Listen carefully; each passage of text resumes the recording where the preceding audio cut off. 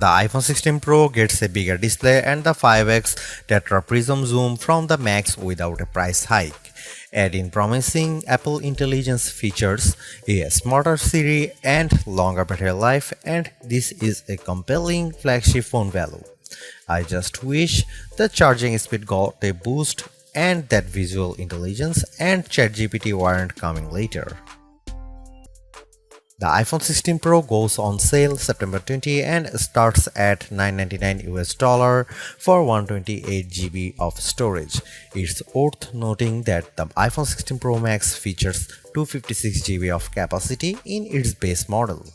The good news is that you can get 256 GB of storage for $100 less than the iPhone 16 Pro Max, and you get the same max storage option of 1TB for those willing to really splurge. The iPhone 16 Pro is still a compact phone, but there is a trade-off with getting a larger display. It's now more of a mid-size phone now as opposed to a small phone as the size and weight have grown. This handset measures 5.89 by 2.81 by 0.32 inches and weighs 7.03 ounces compared to 5.77 by 2.78 by 0.32 inches and 6.6 ounces for the iPhone 15 Pro. So the new iPhone is taller and wider and just as thin, but there's some more heft to it. The good news is that the iPhone 16 Pro is still easy to use with one hand as Apple made the bezels thinner. The design should be more durable too, as Apple claims that the ceramic shield display is 50% tougher. Plus, the band is still made of titanium, which is more durable than aluminum. The iPhone 16 Pro colors aren't very flashy compared to the regular iPhone 16. There's white titanium, black titanium, natural titanium, and the new desert titanium, which is like a soft rose gold. I prefer the desert hue because it looks new. Don't expect much new from the iPhone 16 display. The only real news beyond the size increase to 6.3 inches for this OLED screen is that it can get dimmer. The minimum is now just 1 nit. I put the two phones side by side in a dark room and I noticed the difference immediately. What's the benefit? You can use your phone in bed without disturbing your partner, and if you are using standby mode, the iPhone 16 Pro won't be as bright when you are using it overnight as an alarm clock. Otherwise, you get the same 120Hz refresh rate on this Pro Motion display and the same max brightness. Apple claims a peak brightness of 2000 nits outdoors and 1600 nits for HDR content. We simulate outdoor conditions with a flashlight and the iPhone 16 Pro reached 1553 nits. That's higher than the Galaxy S24 Ultra but way behind the Google Pixel 9 Pro. The iPhone 16 Pro has a few key upgrades that I appreciated during my testing. There's a sharper 48MP ultra-wide camera, a faster 48MP main fusion camera with zero shutter lag, and the 5x tetra prism zoom borrowed from the Pro Max series.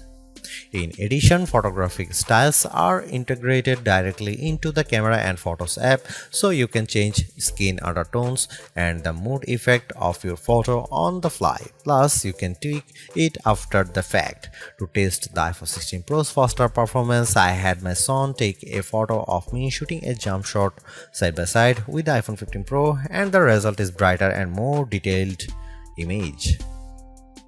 How does the iPhone 16 Pro compare to the best camera phones? I shot a number of pictures using the iPhone 16 Pro alongside the Samsung Galaxy S24 Ultra and the Google Pixel 9 Pro XL to find out.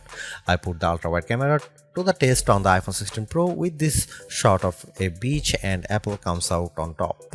The colors are more natural through the iPhone versus the Galaxy S24 Ultra, and Samsung's peak looks distorted on the right side by the flowers.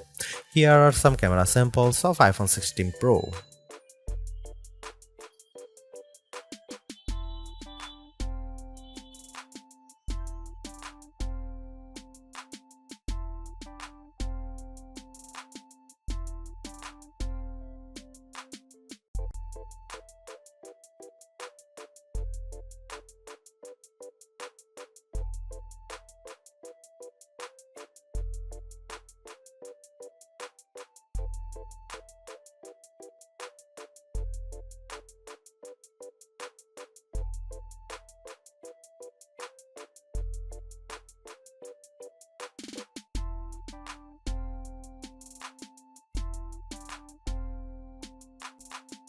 Overall, the iPhone 16 Pro is arguably the best flagship phone under $1,000. You get the same excellent cameras as the iPhone 16 Pro Max for $200 less, and I think the screen is big enough at 6.3 inches while being easy to use with one hand.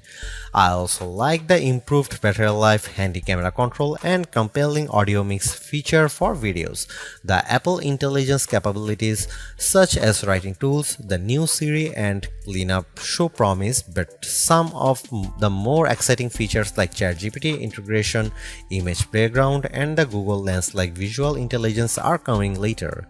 In terms of the competition, I think the Galaxy S24 Plus and Google Pixel 9 Pro have more compelling AI features right now, but I prefer the camera system from the iPhone in many cases and the extra performance from its A18 Pro chip. Should you upgrade to the iPhone 16 Pro? If you have an iPhone 13 Pro or older phone, I'd say yes. And if you have an iPhone 14 Pro, I'd say wait to see how well Apple Intelligence works once it fully rolls out before you buy.